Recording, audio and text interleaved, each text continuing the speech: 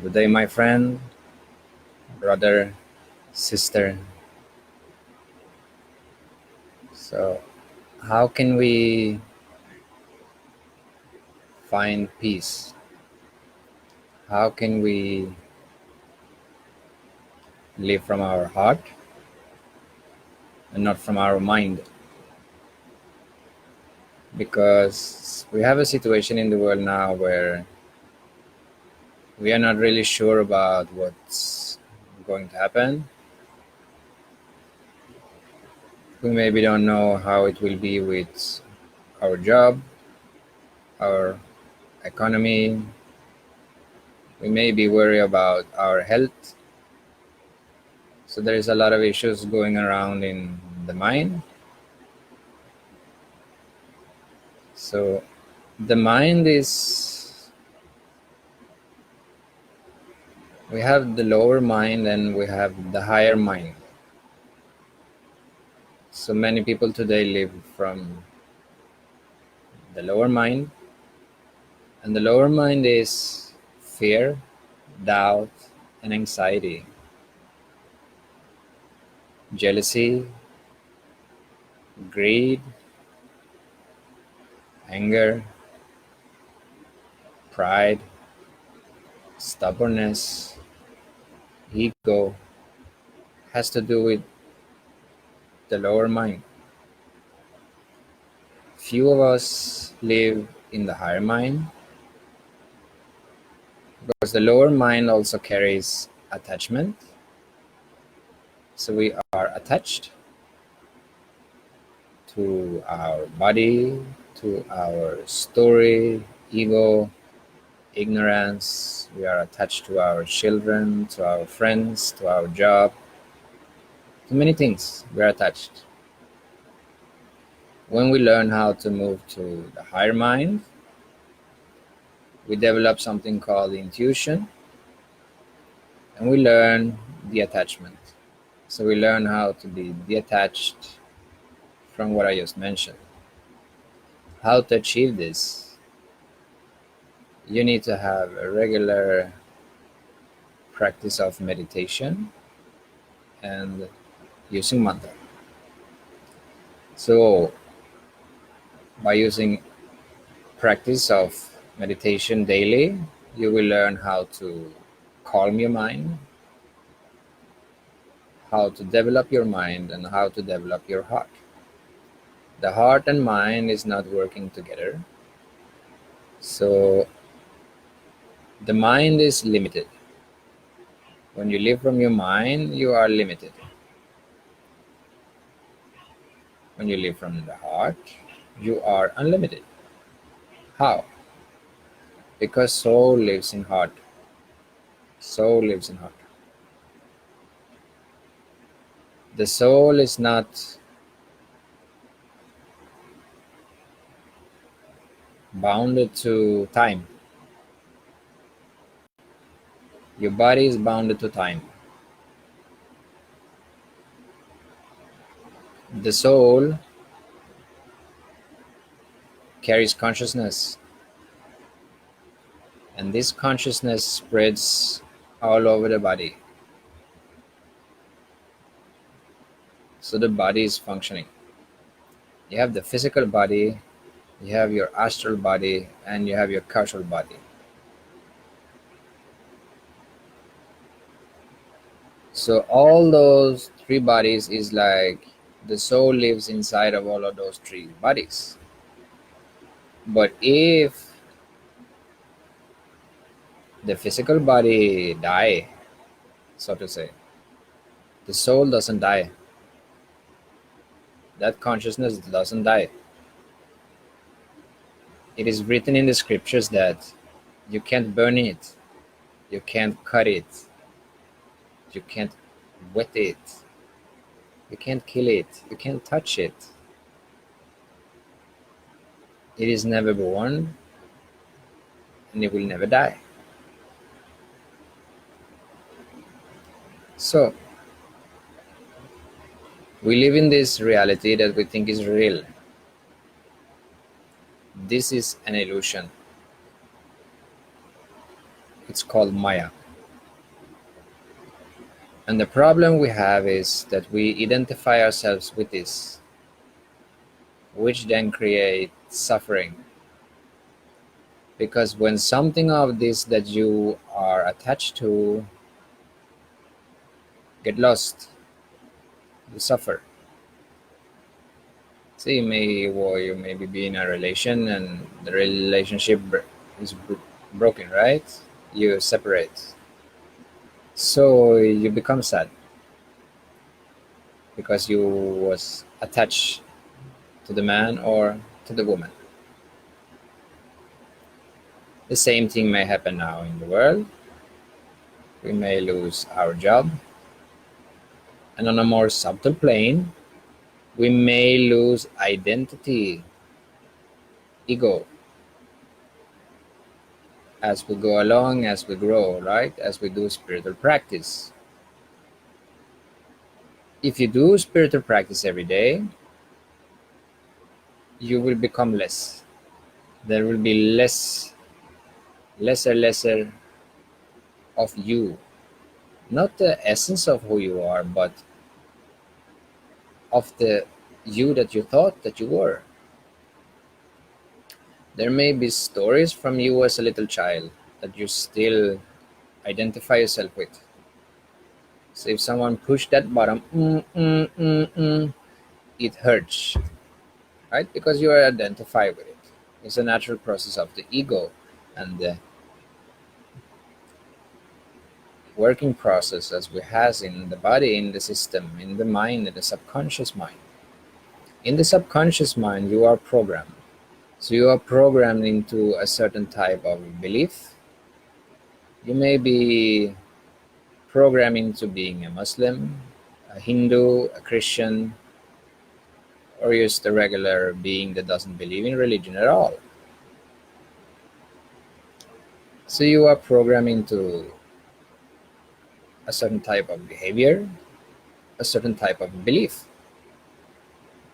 So a person that is a Hindu may have a limited mindset in how he or she thinks about God or himself.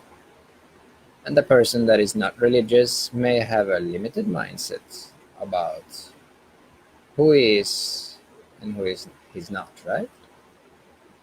Don't put everything in exactly words what I say. I'm just giving up a little bit different things so we can see where we are, right?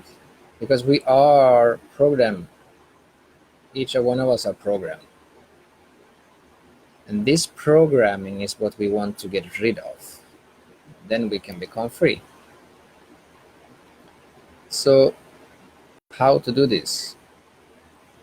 The consciousness which we are experiencing, we may not experience it as consciousness. We may experiencing it as physical experience, an experience in something we eat, something we listen to, something we touch, something we feel.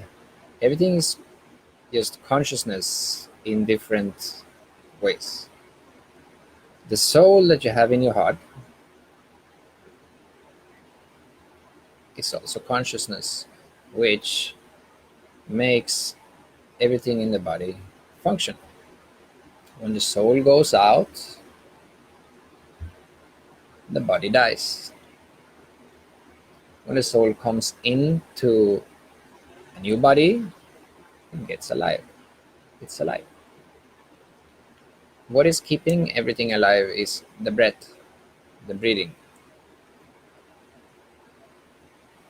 When you were born, you learned how to breathe. In the breath, there is prana. Prana is the life force energy. You and me, we have different levels of prana. You and your friend have different levels of prana. We all have different levels of prana stored in our body. Someone who is an enlightened master or a saint have a limited capacity of prana stored in their body. A person who practice martial arts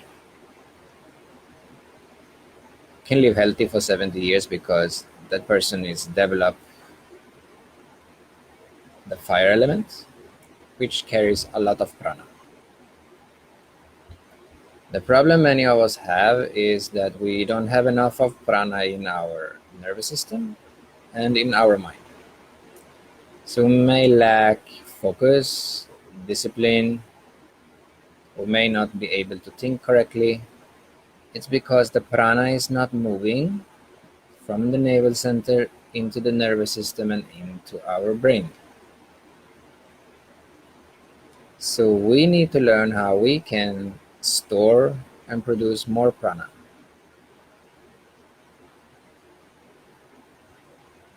When we do spiritual practice and yoga exercises or other exercises, we produce energy. Energy also is voltage or prana. So every time you breathe in oxygen, right? And inside of the oxygen, you have prana. So the more you develop yourself with the practice of pranayama, which means prana, yama. Yama means control. So you're actually controlling the prana. You are controlling the prana, the life force energy, with the help of breathing. So there you go, you see the breathing and the prana is one and the same.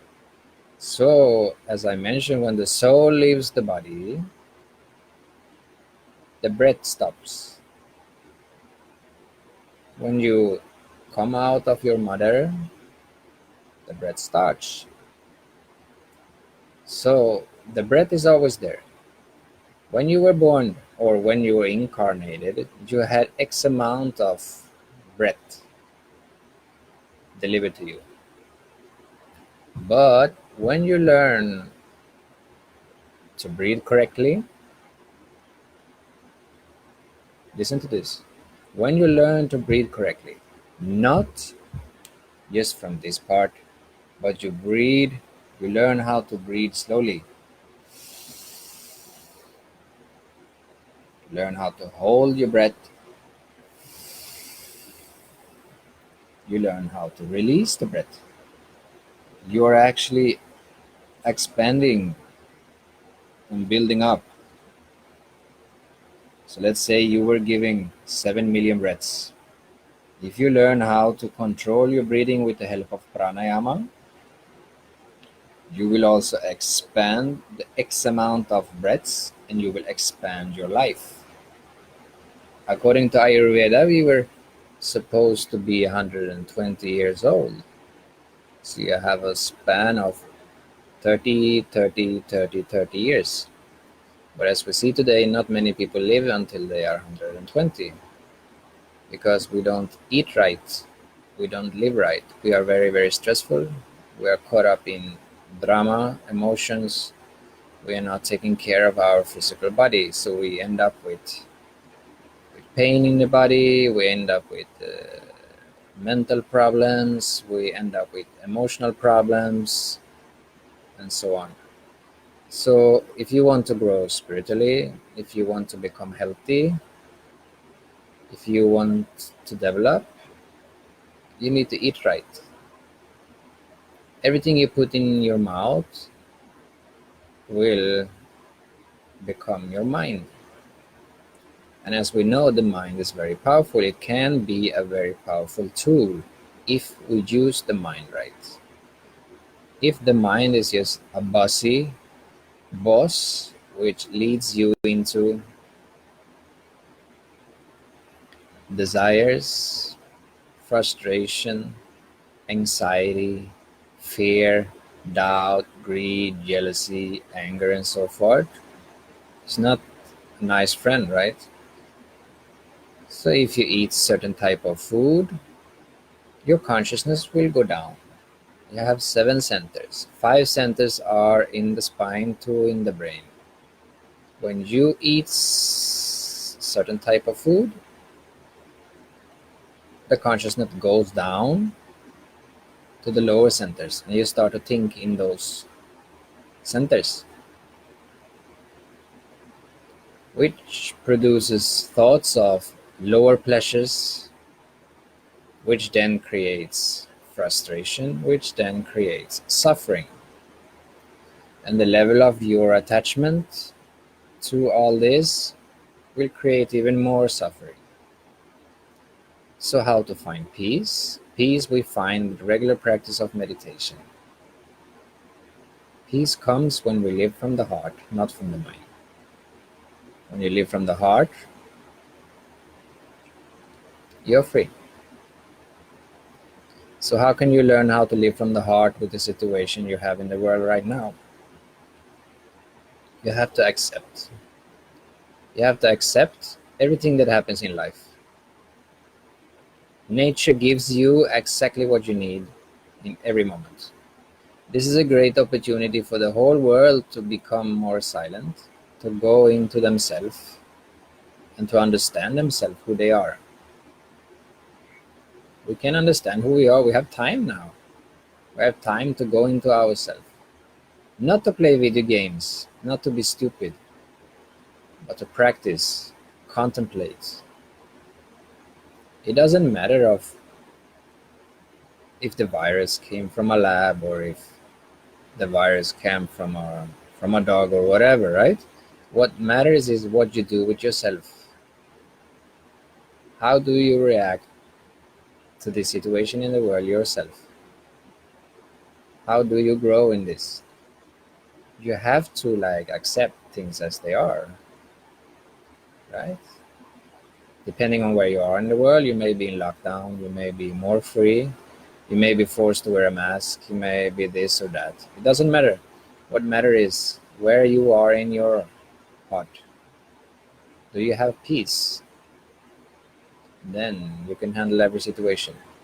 So my suggestion to you is that you do meditation every morning, the first thing you do, and you do meditation the last thing you do every night.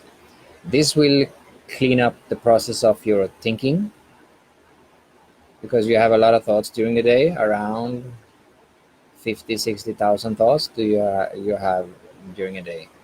So those thoughts will start to clean them up before you go to bed, so you don't have so many crazy dreams and you can rest better. Many people have problems with sleeping. We don't feel so refreshed when we wake up because there is too much going on in the mind. So when we learn how to calm the mind, to become more and more peaceful, we do that with regular breathing, slow breathings. Buddha did a technique where he taught to just watch your breath. You can do this. You can try to just watch your breathing for you can start with 30 seconds actually. Just see if you can just follow your breath for 30 seconds. When you can do 30 seconds, you can do 1 minute. When you can do 1 minute, you can do 5 minutes. When you can do 5 minutes, you can accelerate to 10 minutes, just watching the breath. This will help you to calm your mind, to come into peace with yourself, because you are just watching the breath, not the thoughts in your mind. So all of a sudden you will be in peace. There will be no distractions and you will just be totally there within yourself. So this is a easy practice you can do every day. I suggest you do it every morning and every night to find peace in yourself. Then you add a level of consciousness in what you eat, who you spend time with, what you read, what you watch. Yes, be very careful. Everything produces something in your mind, which then creates your own life. You are responsible for your life. How do you want to live your life? Probably healthy. You probably want peace, harmony, and to feel free. Freedom, right? Freedom is not what the government is doing. Freedom is when you find peace in yourself. When you find peace in yourself, you can have freedom anytime. When you are free from the mind, you are free. But the mind is the first prison. Then you can talk about the prison they are trying to control the world or whatever, right? But the first prison is within yourself, with your mind. So be free from your mind, then you find peace, and then you can handle any situation in the world. But it starts with you, with meditation, what you eat, what you watch, what you think, who you spend time with. All this is very important stuff. So do that practice and it will help you. So I want to thank you for tuning in, and I hope that this message can be helpful for you to find or come closer to inner peace in whatever situation you have in life. So all the best to you, my friend. God bless. Namaste.